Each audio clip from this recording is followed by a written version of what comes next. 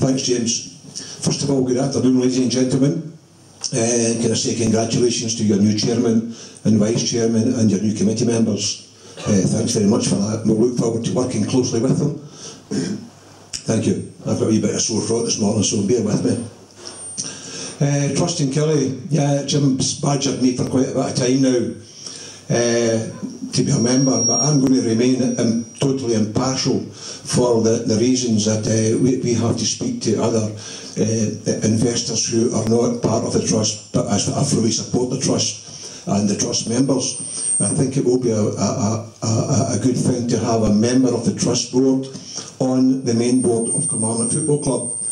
It will then give them an insight to see exactly what happens during the board meetings, if you like, and the ongoings at a football club. I've had my eyes opened over the past 2 years, quite a bit during the first year in particular, when we had a board of 5. We're now down to a board of 2. The chairman chucked it, the next guy resigned, and then we had the resignation of Michael Johnston. That leaves 2 of us. We'll stick with it and we'll make sure that Killie is sustainable for the foreseeable future. But with the introduction of the funds coming from the trust and trust in Killie, as we say, it will give a new board member and one that we are looking forward to working with, and the sooner the better. Thank you very much. I would rather tell you a few bits and pieces rather than, I know it's questions that are going to be asked, but obviously the season tickets are going very, very well. And I have here the latest, the updates, hot off the press. 2,394 season tickets. Of that we have 1,747 full price tickets, 647 zero value tickets, and these zero value tickets represent 27% of the total. The average price of a season ticket, believe it or not, is £179. Take the VAT off of that, and Kilmarnock Football Club are left with £150. And I know they're on sale for £300, but with the zero value tickets, it takes away a lot of the £300 to subsidise that. But we're well up in last year, and from that 358, there are 200 new members, which is quite encouraging. The other 158 are existing who have come forward and bought early, which is also encouraging. It gives us some needed finance in the company. And for Lee to possibly be thinking about spending on new players. On the commercials, we're certainly up on the commercials as well. The commercial team are working very hard out there. I know there were thousands of people said they weren't going to come back until Michael Johnston had left the room. There has been quite a few back, and none more than our friend here, Alan Breeze and Graham Ross, who were very instrumental last year in stopping their investment in Kilmarnock, the sponsorship.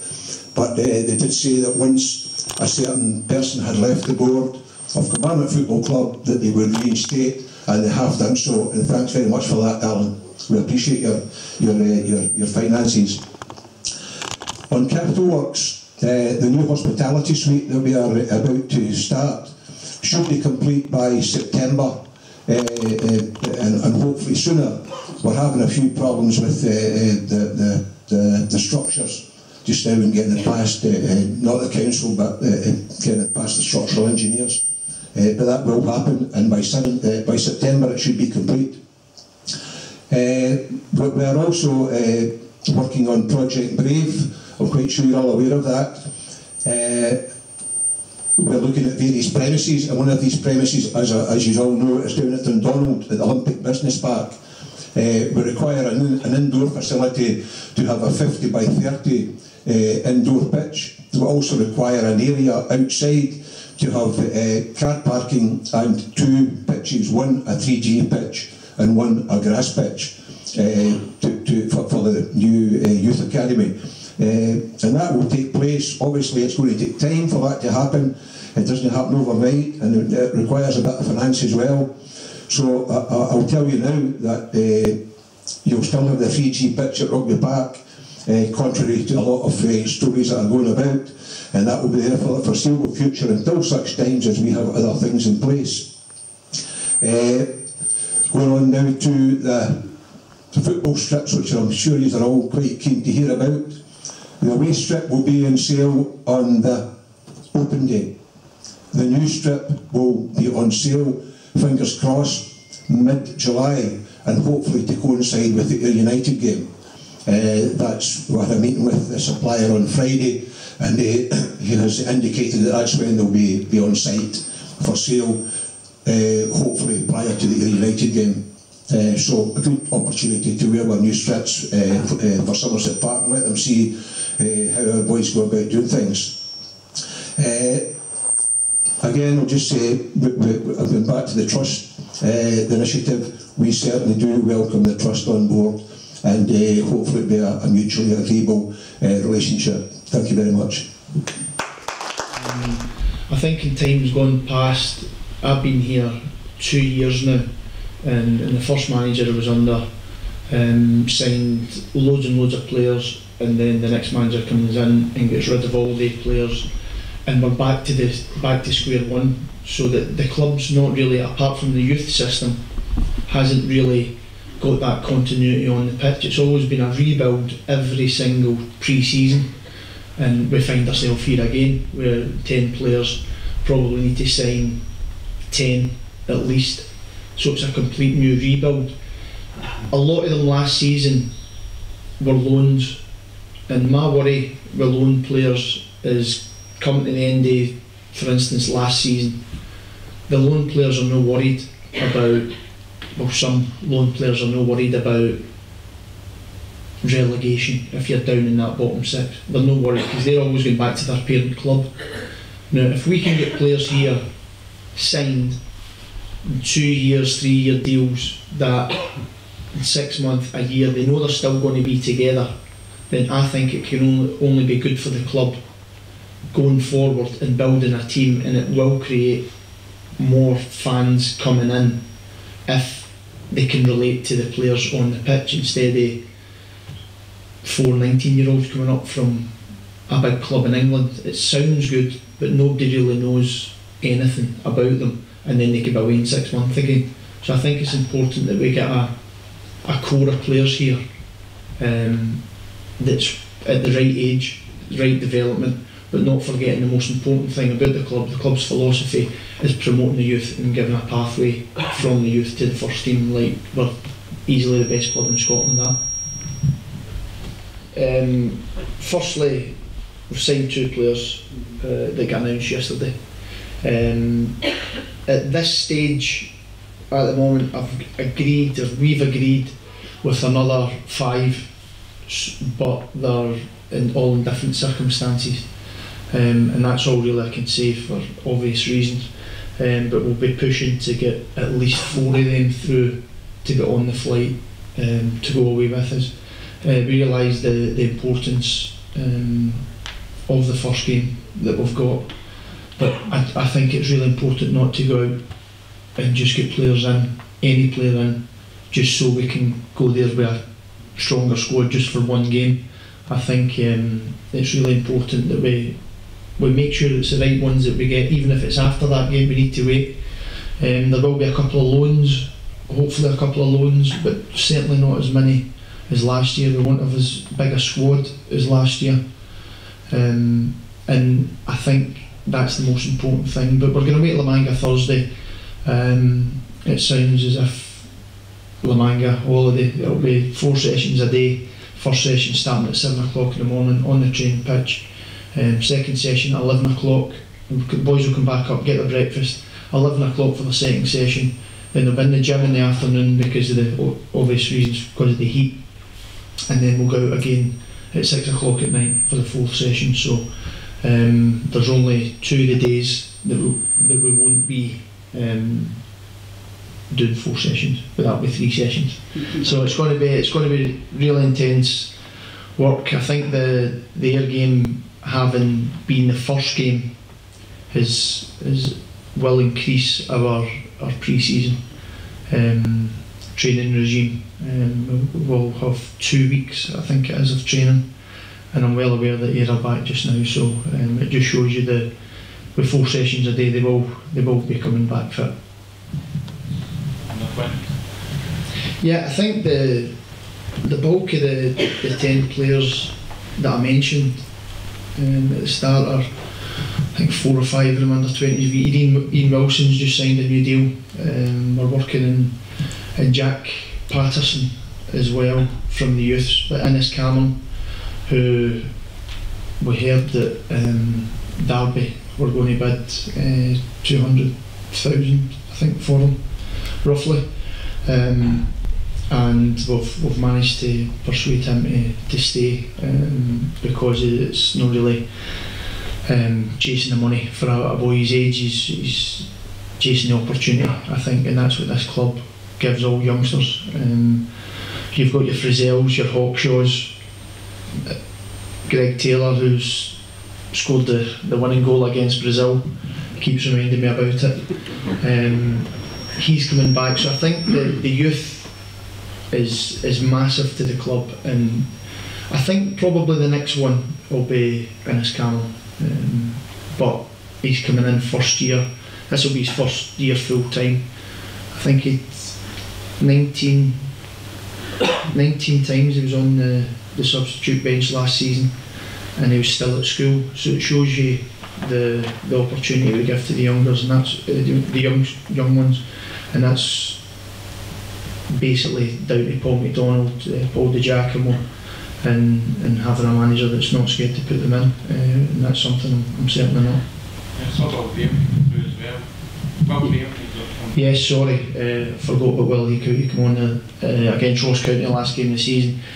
Again, tremendous attitude, great player, and he will be given his chance this season again. He's coming away with us to La Manga as well, so there'll be a lot of young boys given their chance, especially in the cup games as well. So yes, Will Graham is another one. Sorry, I forgot.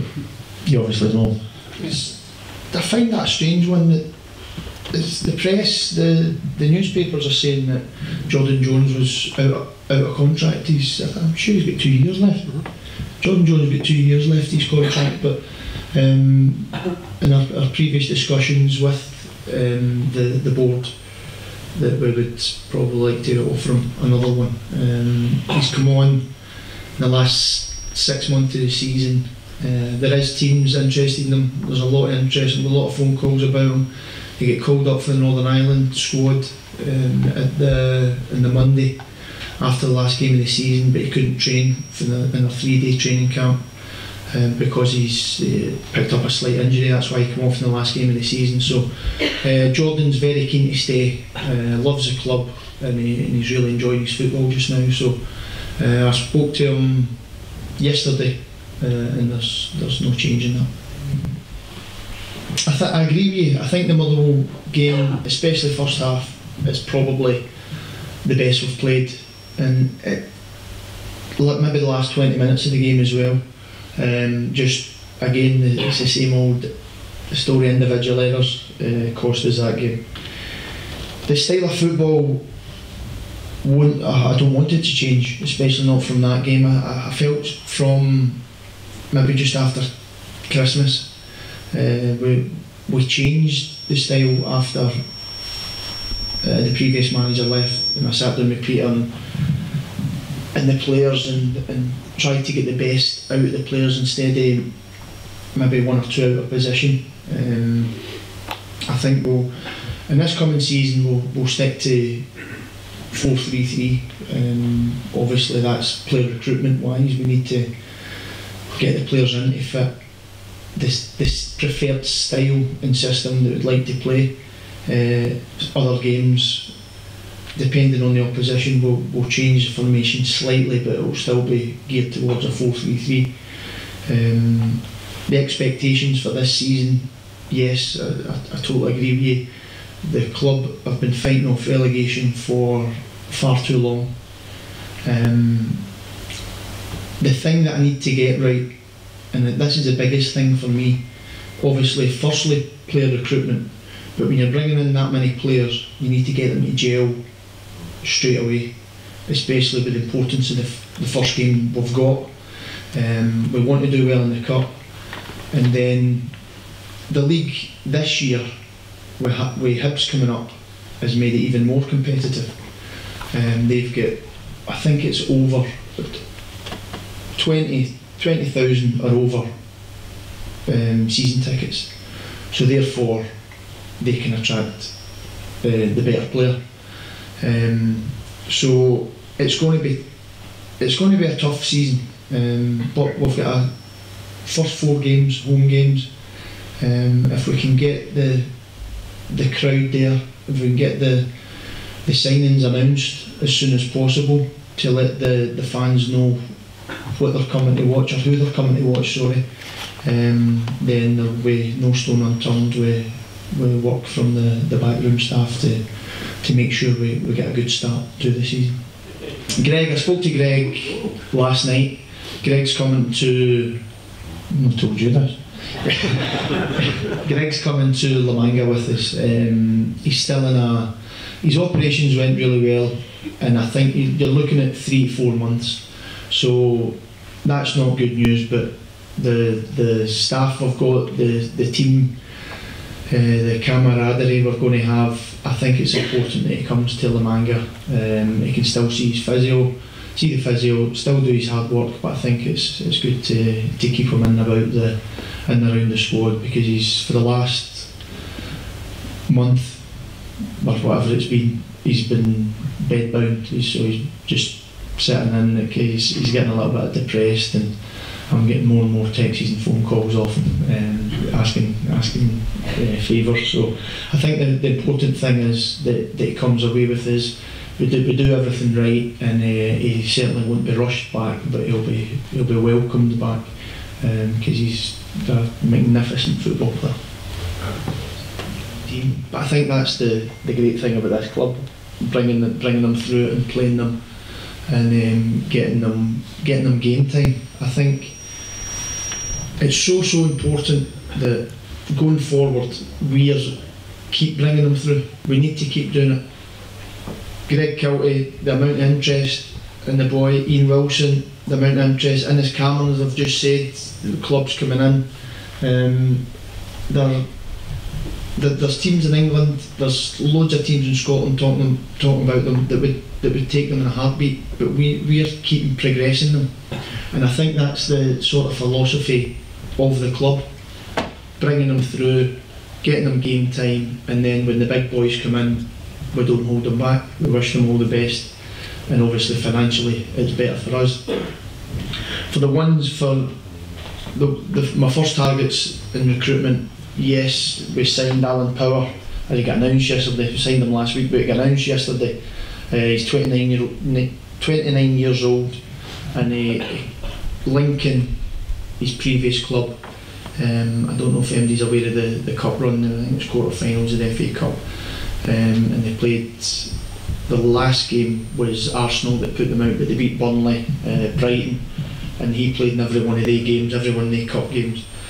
He's coming with an aggressive manner of his style of play, to say the least, and I think that's exactly what the team's been missing the past 2 years. So he's a sitting midfield player, and he will no doubt 100% bring some aggression to the midfield, and I think on that, centre half has been a slight issue with the aggression side of the game, so I'll be looking to address that as well. So I think with the young boys being in there, not many young boys are as aggressive, so to speak. You do get one or two, but I think if we can get the right blend of experience in, then I don't think there'll be much to worry about with keeping the young boys coming in and keeping bleeding them in. So I think if you want to just go down the experience route, I'm not saying you do, but if you want to just go down the experience route and turn into a St Johnstone or a Partick Thistle on the pitch, it's taking a little bit away from the business model that we've big philosophy that we've got here. The boys are back in on Monday and Tuesday for testing at the Glasgow Uni, so we will sit down as a staff and squad on Wednesday morning. Jamie's got a year left of his contract. Our next goalkeeper is Devlin Mackay. On the Jamie situation, I've spoke to Jamie obviously at the end of last season. Freddie got brought in. Freddie had a bit of a shaky start, to be brutally honest with you, when he first came in, and then I thought he finished the season extremely well. And I spoke to Jamie like every other player before he left, and I said I would be looking to bring in another goalkeeper. Are you willing to fight for your place? And he said yes. So I can't really comment on press. I heard about it, to be honest with you, but I've not actually read it. So I think until I sit down with Jamie, I can't really comment too much, to be honest, because the last time I spoke to him, everything was okay. It mystifies me in modern day football, if that has been said and if Jamie has said that, how any person, any player, anywhere is not willing to fight for a place. And I don't mean Jamie, I mean every single position and every single player at the club. If somebody's at this club, if one player at this club thinks they're coming back to play automatically, then I think they're going to get a fright, because they'll need to earn it in pre-season and they'll need to earn it in training, and that's for every single game that we play. It'll be every training session. They'll need to earn their starting position, so I can't really be any clearer than that. I think the last 8 years has been the worst in the club's history of home performance. I need to check my stats again. I think I said that at the AGM. Yes. That sounded right. And what I've spoke to everybody in football about is, why is that? There's been different players, there's been different managers, there's been different people at boardroom level. Why is it? The only thing I can relate it to is we used to have 10,000, averaging 10,000-ish, and the gates have slowly come down to maybe 3,000.